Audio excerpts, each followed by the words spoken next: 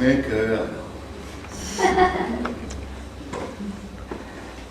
Me cagaron.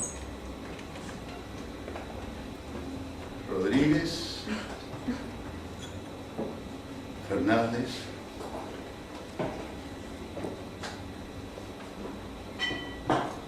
Ochoa.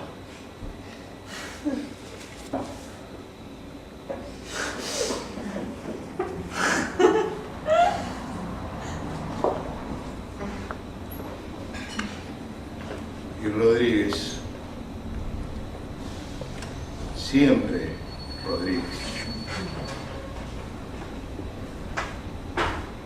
¿Qué le ven a Rodríguez? ¿No se dan cuenta?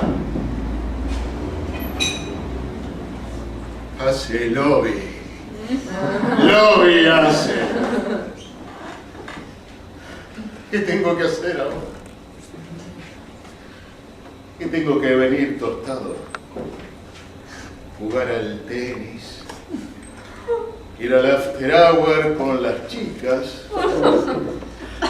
ser más entrador, venir en moto, usar perfume importado.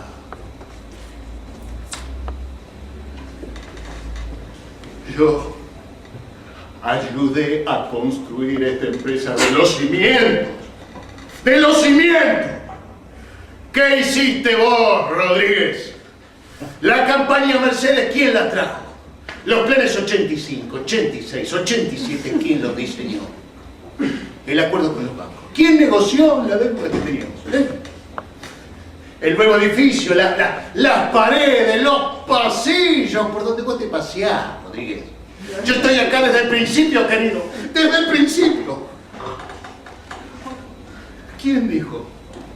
Tenemos la capacidad, tenemos la gente, nosotros podemos exportar.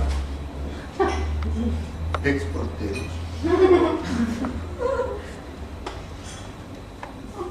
Ahora nuestros productos llegan a Chile, llegan a Brasil, llegan a Alemania, llegan a Francia, llegan a Italia.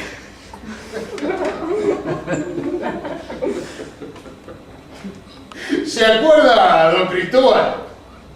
La empresa es el entusiasmo de un grupo de personas en pos de un objetivo común. Con usted era distinto. Estaba todo claro.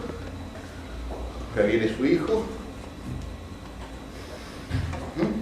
Se marea y le da la manija a cualquiera. ¿Qué tengo que hacer? ¿Qué tengo que hacer?